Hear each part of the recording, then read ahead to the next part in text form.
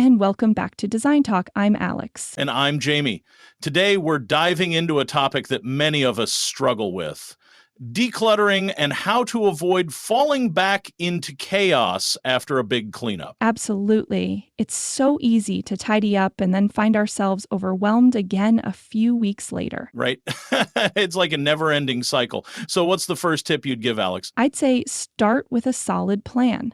Set aside a specific time each week to tackle a small area. That way, it doesn't feel so daunting. Great point. And I think it's crucial to have a designated spot for everything. When everything has a home, it's much easier to keep things organized. Definitely.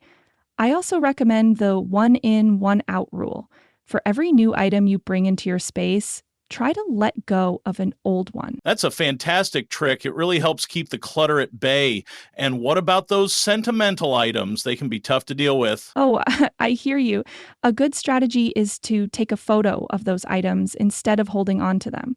That way, you preserve the memory without the physical clutter. I love that. Photos take up way less space and you can look back on them anytime. Exactly. And another tip is to set timers. Spend just 10 or 15 minutes a day tidying up. It's amazing what you can accomplish in a short burst. Yes, and it keeps the process manageable. Plus, you can fit it into your schedule without it feeling overwhelming. And let's not forget about creating a cleaning checklist.